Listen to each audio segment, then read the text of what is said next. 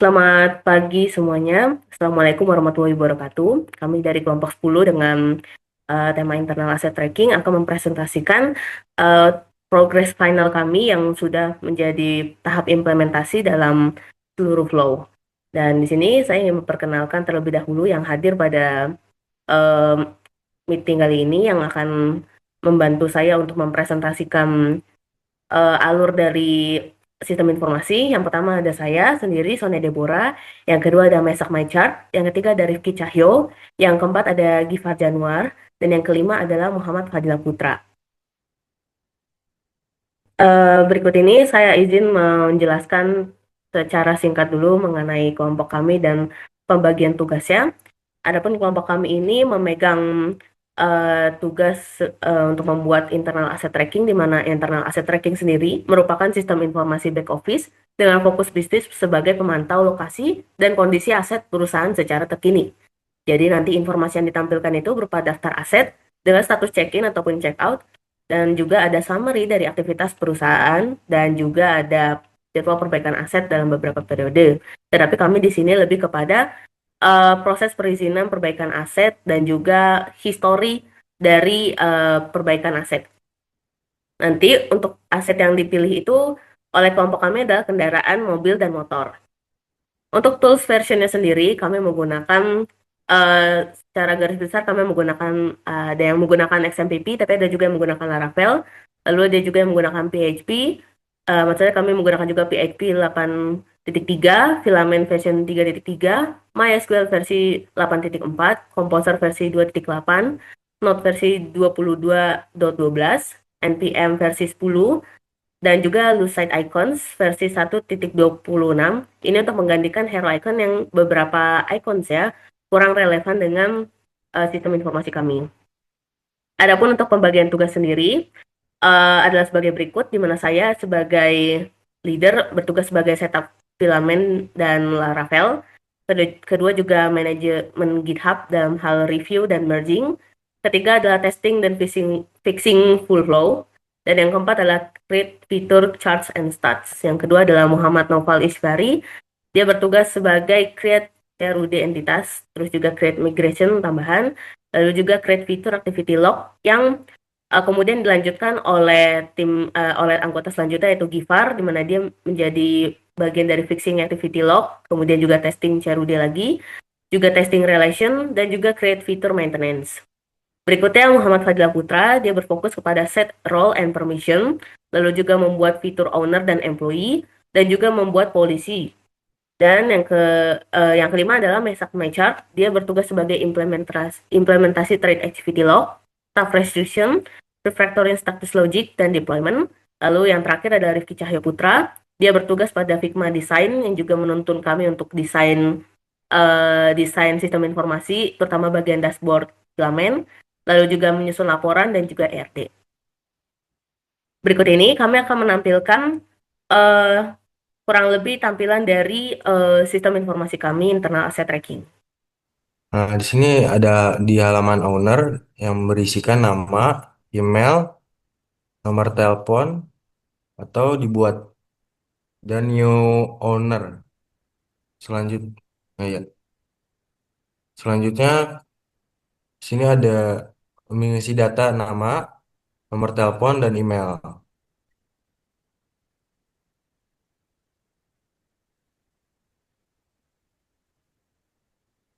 Harus bisa dikat. Nih, dah ngomong lu. Lalu kita pencet create.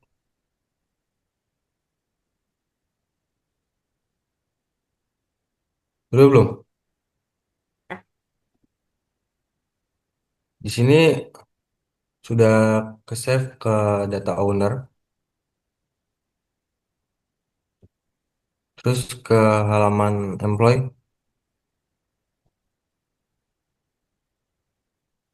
Pada halaman employee menampilkan list para pekerja atau PIC atau penanggung jawab. Pada halaman ini dapat melakukan create new untuk menambahkan employee baru. baru.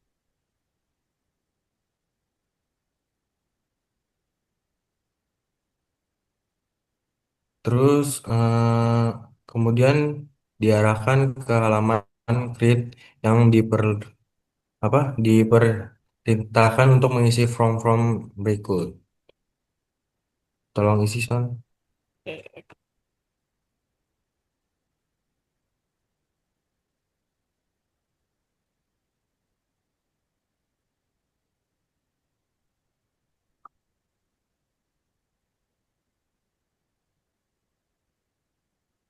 Gue mau tambahin foto, mau ada tambahan kata-kata nggak? Nggak usah sih. Ya.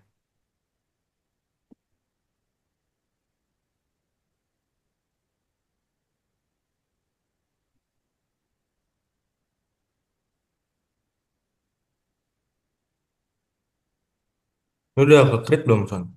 Udah, nih lagi loading. Udah. Nah, setelah create, maka akan tampilannya pada halaman list baru. Tampilannya kayak gini. Baik, selanjutnya masuk ke halaman activity. Nah, di halaman activity log ini tuh mencatat aktivitas kita, aktivitas aset kita yang apa saja yang dilakukan. Contoh seperti kayak check in, check out, dan maintenance dan lain sebagainya. Nah, kita lanjut ke aset yang mobil. Nah, sebelumnya di apa di aset kita ini tuh terdapat dua, yaitu mobil dan motor. Nah, yang pertama kita masuk ke mobil. Nah, di mobil ini kita dapat melihat beberapa list mobil dengan merek mobil, tipe mobil, plat nomor, warehouse-nya, kemudian pemegang saat ini, statusnya available atau digunakan, dan satu lagi ada statusnya maintenance dan rusak. Kemudian ada tanggal beli dan bisa melakukan action edit dan delete. Oh, Nah, di sini terdapat satu fitur yaitu new mobil untuk menambahkan data mobil. Nah, karena data mobil kita udah banyak, jadi kita hanya menampilkan halaman create mobil saja. Kembali lagi, Son. mm-mm. Nah, sekarang kita lihat pada halaman edit. Boleh edit untuk salah satu data aja. Nah, halaman edit ini untuk mengubah salah satu dari datanya, misalkan ubah eh, plat nomornya, Son, dari BCD jadi AAA aja. Nah, oke. Okay.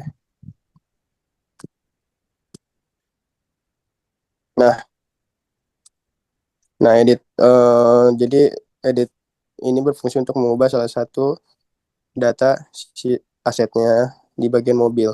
Kemudian masuk ke aset satu lagi yaitu motor.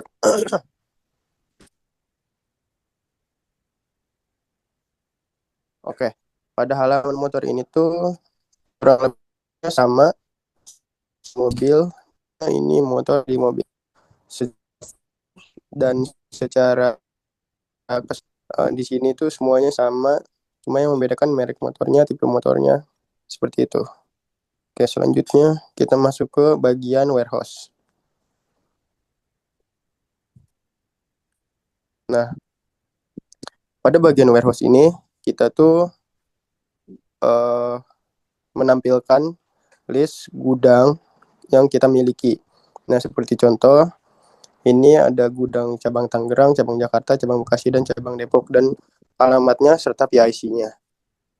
Nah, kemudian di halaman warehouse ini juga dapat menambahkan data seperti sebelumnya.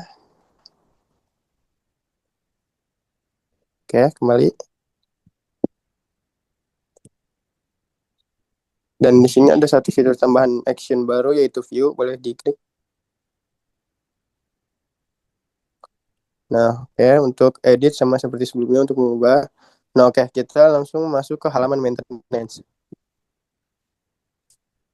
Nah, pada halaman maintenance ini akan tampil uh, sebuah aset yang jika dia statusnya itu berubah menjadi maintenance. Jadi ketika ada aset yang maintenance, maka dia akan tampil dalam maintenance. Oke, kita coba masuk ke halaman start. Ah, oke. Ya, masih gua kan, Son? Masih, masih. Aman aja. Oke, kita masuk halaman start. Nah, kita masuk ke halaman staff ini untuk mencoba yang fitur terbaru dan untuk mencoba yang maintenance. Nah, di halaman start ini kita coba pada salah satu aset, yaitu kita coba pada mobil. Nah, ini kita melakukan menambahkan satu fitur baru, yaitu checkout, yang dimana itu untuk meminjam mobil. Jika ada yang ingin meminjam, boleh dicoba. Nah, di fitur checkout ini akan diisi mobil aset tersebut berangkat dari cabang mana, boleh dipilih. Nah, peminjamnya siapa, VIC-nya. Kemudian di sini ada jatuh tempo pengembaliannya, mau kapan, dan ini di set di 1 hari setelah peminjaman, jadi besoknya. Nah, kemudian ini sudah ada template untuk notes-nya dipinjam oleh siapa. Nah, tinggal diganti namanya, lalu kemudian lakukan submit. Nah, sebelum check-in, kita boleh cek di activity log-nya.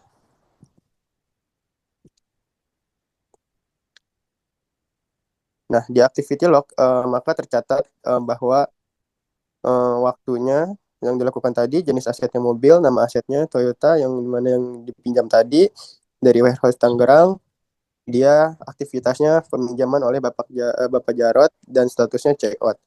Oke, coba kita lakukan check in. Nah, kita lakukan check in, maka akan disuruh mengisi form lagi. Nah, kondisi saat kembali ini terdapat dua, yang mana kondisi baik. Jika kita memilih kondisi baik, maka status barangnya akan available lagi, yang mana akan tersedia lagi. Jika kondisi kita maintenance, maka aset akan masuk ke list maintenance dan disuruh untuk mengisi form lanjutan. Boleh kita pilih yang maintenance aja dan diisi form-formnya.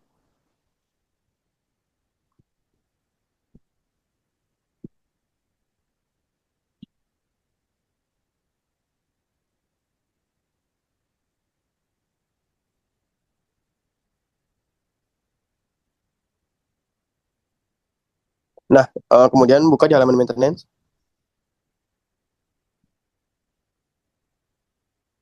Nah, di halaman maintenance ini, maka aset yang barusan dipinjam dan dibalikin perlu maintenance, di sini akan masuk dalam list maintenance dengan approval pending. Nah, untuk approvalnya kita masuk ke halaman owner.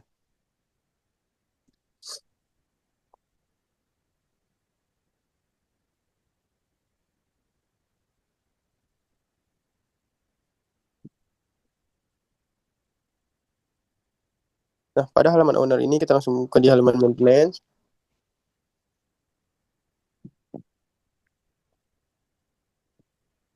Nah, kemudian kita akan approve. Nah, jika sudah di-approve, maka pegawai langsung membenarkan mobil. Dan jika mobil sudah selesai diperbaiki, maka owner akan ada fitur baru, yaitu complete. Nah, di dalam complete ini akan diperintahkan untuk mengisi tanggal selesainya perbaikan dan biaya finalnya. Sebelumnya kan ada biaya estimasi. Nah, biaya estimasi tersebut akan berubah sesuai dengan biaya finalnya. Nah, seperti itu. Maka barang akan kembali tersedia. Seperti itu. Baik, terima kasih Sonia untuk waktunya. Selanjutnya saya akan menjelaskan kontribusi saya dalam pengembangan logika backend dan proses deployment sistem ini. Yang pertama, implementasi Thread Activity Login, yang di sini untuk berfungsi untuk mencatat riwayat aktivitas pengguna secara otomatis. Jadi setiap kali ada data yang dibuat atau create atau diubah, sistem akan langsung merekamnya ke database tanpa perlu diinput manual. Yang kedua, role based from constraint. Saya menanamkan logika validasi khusus di mana field atau kolom tertentu akan otomatis terkunci jika pengguna yang login hanya berstatus staff. Terus refactoring status logic. Ketiga, saya melakukan refactoring pada logika status menggunakan ekspresi masif PHP. Saya membuat sistem penerjemahan status otomatis, misalnya status teknis available di database akan otomatis dikonversi menjadi tersedia. Dengan warna yang sesuai di tampilan pengguna, sehingga kode lebih rapi dan mudah dibaca. Oke, yang untuk deployment, izin saya untuk share screen.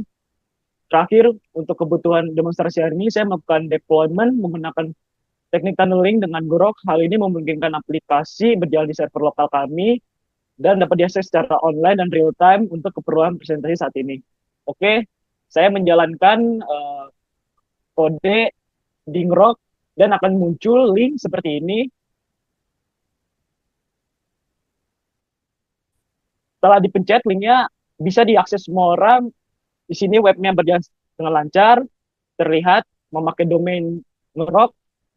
Di sini saya memakai website yang satunya, website yang satu dan mencoba ke website lain, memakai akun lain. Sebentar ya. Oke, saya menggunakan akun lain di Chrome lain dan websitenya terbuka. Ini terbukti bahwa website berhasil digunakan. Sekian dari saya, terima kasih. Di sini saya menjelaskan tentang, oke, di sini saya akan menjelaskan tentang Figma dan ERD-nya. Nah, karena di sini saya ada berupa sebuah referensi, di sini saya menggunakan MotoTrack. Di sini bagian dashboard admin sebagai referensi. Lalu di sini ada bagian-bagian step-stepnya, bagian login akan tampilkan seperti ini internet yang menampilkan email address dan password. Lalu lanjut di bagian dashboard admin akan menampilkan sama seperti ini berupa UI sederhana. Saya ngambil tampilan menu di sini dan konten-kontennya konten 1, konten 2. Lalu lanjut di bagian activity, employer, maintenance, mobil. Nah, karena ini hanya prototipe awal, jadi ini hanya disampaikan sampai sini dan lanjut di bagian ERD-nya. Menjelaskan yang pertama dulu, di sini berupa ada berapa banyak maintenance, terus ada mobil, employer, activity log, lalu di maintenance, lalu terakhir di bagian terakhir warehouse dan motor. Nah, bedanya itu apa sih? Sini kita dimulai maintenance, lalu direlasikan ke employer. Di sini sebagai one to one, one to many, karena dia mencakup ke employer ke semua banyak seperti activity, mobil dan lain-lain. Nah, karena di sini maintenance dia cuma hanya satu, terdiri dari employer. Lalu lanjut di bagian mobil, di sini dia terhubung ke one to many, ke many. Lalu lanjut di bagian bawahnya ke warehouse. Di sini dia berhubung ke bagian mobil dan motor untuk diimplementasikan ke activity login. Nah, di bagian employer, lalu terakhir direlasikan di maintenance di ini main into one, lalu sebagai ini. Nah, karena ini RD sudah selesai, lalu lanjut di bagian 2 di bagian rules-nya. Ini apa aja sih yang diisi? Nah, di sini ada terdiri dari 5. Yang pertama modelnya has roles, yang kedua ini, yang ketiga role has permission, yang keempat permission, yang kelima modelnya. Di sini model terdiri dari one to one karena cukup memiliki satu arah saja. Lalu lanjut di bagian rules akan merelasikan ke rules permission out. Lalu lanjut di bagian permission karena ini ada dua relasi, jadi relasi role has permission dan model has permission. Oke. Oke, cukup sampai sini penjelasan dari saya. Sekian presentasi dari kami, sebuah presentasi yang merupakan gabungan dari penjelasan ERD, kemudian juga langkah workflow selama pengerjaan menggunakan sistem informasi, dan juga demonstrasi program tadi juga. Dan kami menyadari bahwa masih banyak kekurangan pada program kami. Kurang lebihnya kami mohon maaf dan terima kasih telah menyaksikan.